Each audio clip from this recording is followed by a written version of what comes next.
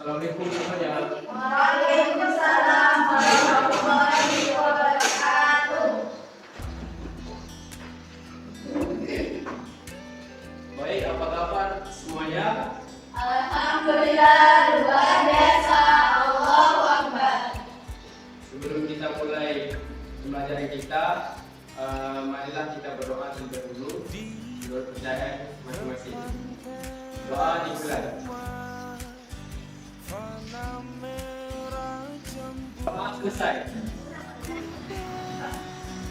Baik, sebelum kita mulai pembelajaran, saya ingin bertanya siapa aja yang tidak hadir hari ini? Rizka. Rizka sama? Rizka. Rizka sama Rizka. Berarti semuanya hadir kecuali mereka berdua. Ya.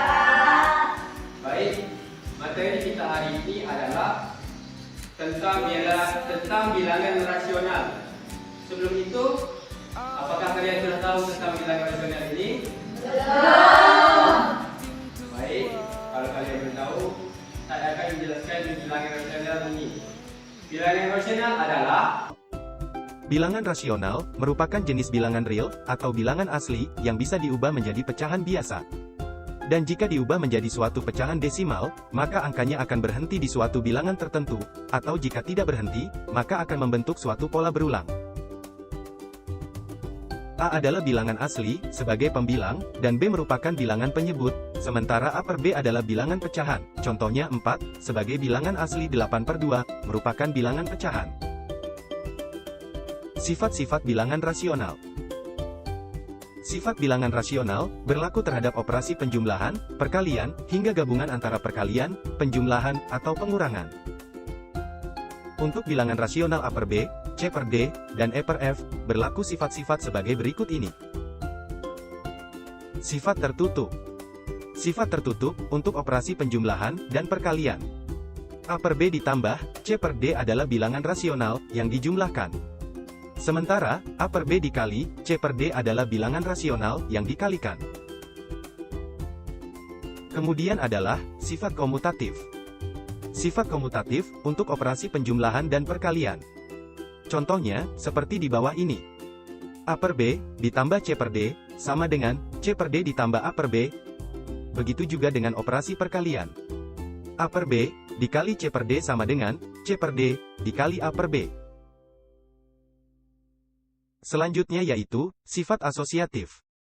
Sifat asosiatif untuk operasi penjumlahan dan perkalian. Contohnya, sebagai berikut. A per B ditambah C per D, kemudian ditambah E per F, sama dengan A per B, ditambah C per D, ditambah E per F. Untuk perkalian juga sama caranya. Yaitu, A per B, dikali C per D, kemudian dikali E per F, sama dengan A per B, dikali C per D, dikali E per F. Selanjutnya yaitu, sifat distributif. Sifat distributif untuk operasi perkalian dan penjumlahan. Contohnya, sebagai berikut ini. A per B dikali C per D, ditambah E per F, sama dengan A per B, dikali C per D, kemudian ditambah A per B, dikali E per F. Selanjutnya, elemen identitas. Ada bilangan rasional tunggal seperti 0/1, sehingga akan seperti berikut ini. Misal, A per B, ditambah 0/1, sama dengan 0/1, ditambah A per B, sama dengan A per B. Kemudian juga ada bilangan rasional tunggal seperti 1/1, sehingga akan seperti berikut ini. Misal, A per B, ditambah 1/1, sama dengan 1/1, ditambah A per B, sama dengan A per B. Elemen invers penjumlahan dan perkalian. Untuk setiap bilangan rasional, A per B ada invers penjumlahan, min A per B, sehingga A per B, ditambah min A per B, sama dengan min A per B, ditambah A per B, sama dengan 0/1. Kemudian, untuk setiap bilangan A per B tidak sama dengan 0, ada invers perkalian B per A, sehingga A per B, dikali B per A, sama dengan B per A, dikali A per B, sama dengan 1/1. Perkalian dengan 0. Perkalian dengan 0, bilangan apapun bila dikalikan dengan 0, maka hasilnya tetap 0. Seperti ini contohnya. A per B, dikali 0/1, sama dengan 0/1. Himpunan semua bilangan rasional, dan dua operasi, penjumlahan dan perkalian, dengan sifat-sifat tersebut, akan membentuk suatu sistem bilangan rasional. Jenis bilangan rasional. Ada 3 jenis bilangan rasional, berikut merupakan jenis dari bilangan rasional. Rasional pecahan murni.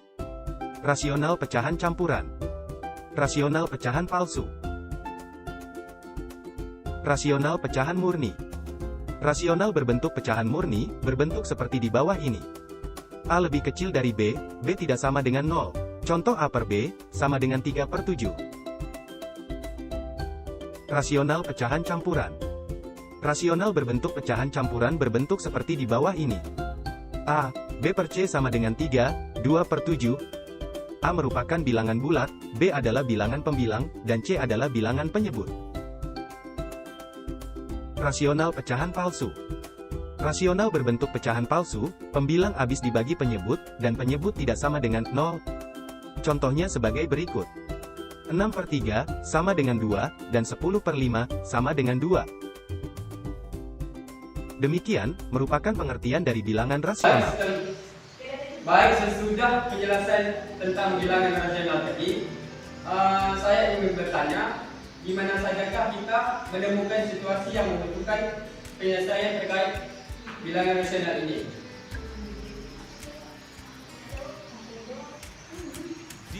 Tahu tak? Tahu, Pak. Tahu, Pak. Tidak tahu ya. Dalam kehidupan sehari-hari, kita sering dihadapkan dengan masalah yang melibatkan bilangan rasional.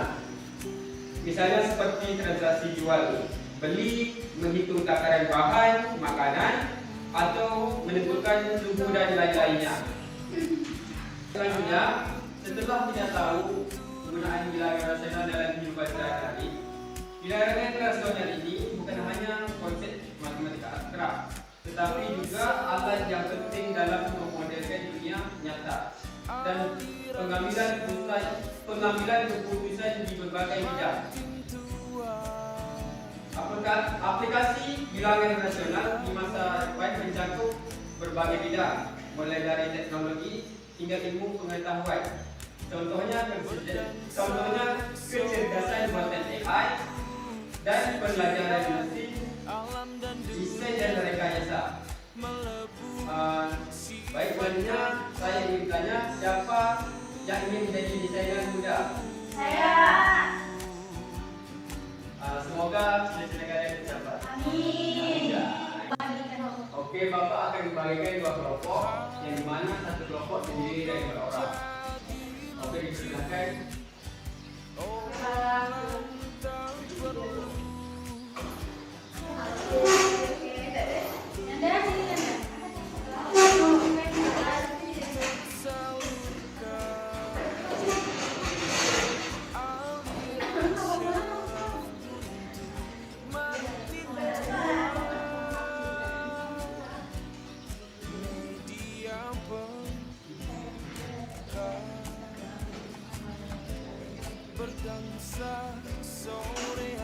Oke, sebelum saya membagikan LKPD ini, di mana LKPD ini menggunakan model pembelajaran POE, yaitu Predict, Observe, Explain. Apakah kalian sudah tahu tentang POE itu? Belum. Sebelum kalian mengerjakan LKPD ini, saya akan menjelaskan apa itu POE. Apa sih model pembelajaran POE itu? Model pembelajaran POE atau Predict, Observe, Explain diperkenalkan oleh White and Guston pada tahun 1992. Model ini merupakan pendekatan konstruktif yang dirancang untuk membantu siswa membangun pemahaman mereka sendiri melalui 3 tahapan utama: prediksi, observasi, dan explain. Nah, pada tahapan yang pertama yaitu predict, pada tahapan ini peserta didik menyusun prediksi atau dugaan berdasarkan pengetahuan awal yang dimilikinya. Selanjutnya, peserta didik bebas membuat prediksi atau dugaan berdasarkan apa yang difikirkan tanpa adanya batasan dari guru. Namun di sini peserta didik harus memberikan alasan mengapa mereka membuat prediksi atau dugaan tersebut. Nah, selanjutnya iaitu tahapan yang kedua, observe. Pada tahapan ini, peserta didik melakukan pengamatan berdasarkan masalah yang ada pada LKPD. Kemudian peserta didik membandingkan hasil pengamatan dengan prediksi yang telah dibuat. Pada tahapan yang selanjutnya atau tahapan yang ketiga iaitu explain. Di tahap ini, peserta didik memberikan penjelasan terhadap hasil pengamatan dan menganalisis perbezaan antara prediksi dengan hasil pengamatan beserta alasannya. Kemudian siswa berdiskusi dengan siswa lain dengan didampingi guru sehingga memperoleh solusi dan kesimpulan. Nah, itulah isi dari model pembelajaran POE ini. Setelah kita mengetahui apa itu POE, langsung saja saya memberikan PPD ini kepada dua kelompok. Hari ini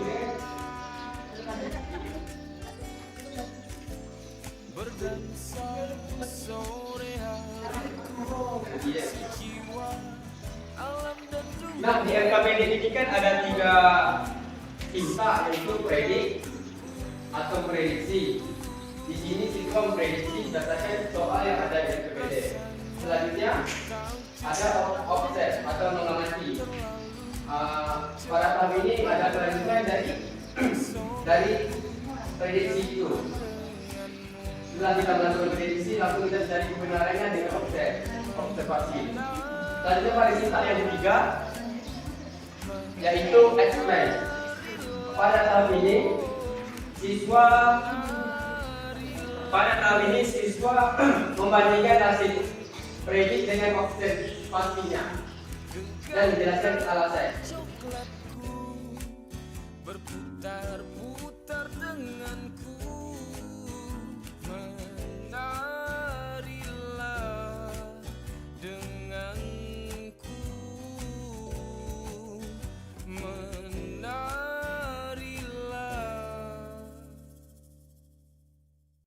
di depan teras rumah, fana merah jambu, ku berdua.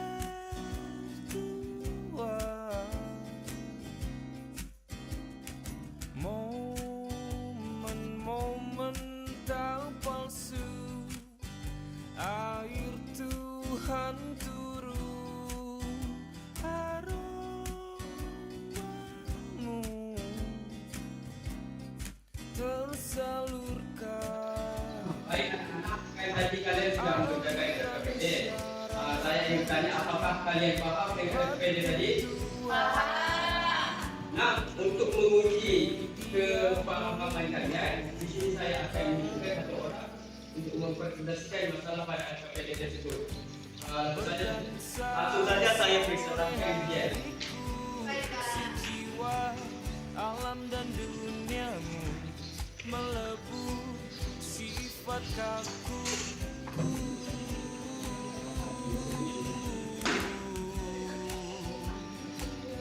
Baiklah teman-teman, saya akan mempresentasikan hasil diskusi kelompok kami nomor 1. Yang untuk soalnya, Edo memiliki tali rafia sepanjang 3,2 meter. Tali berpotong 1,4 meter untuk mengikat koran dan 2,3 meter untuk mengikat mobil mainan. Berapa meter bisa tali rafia di Edo? Aliran syaraf Nah, jadi itulah jawaban dari nomor 1 dan hasil akhirnya adalah 1/12. Gimana teman-teman? Apakah sama jawaban dengan saya? Sama.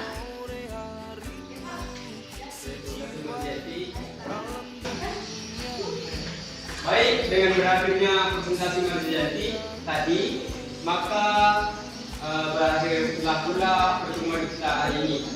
Sehingga kita dapat simpulkan pada materi ini yaitu Kesimpulan kita hari ini iaitu bilangan rasional dalam kehidupan sehari-hari sangat membantu kita dalam berbagai situasi seperti berbelanja, memasak, mengukur dan memahami konsep probabilitas. Selain itu, di masa depan, aplikasi bilangan rasional mencangkup berbagai bidang, mulai dari teknologi hingga ilmu pengetahuan. Contohnya seperti kecerdasan buatan AI dan pembelajaran mesin, desain dan rekayasa. ialah pertemuan kita pada hari ini. Saya akhiri dengan Assalamualaikum warahmatullahi wabarakatuh. Waalaikumsalam warahmatullahi wabarakatuh.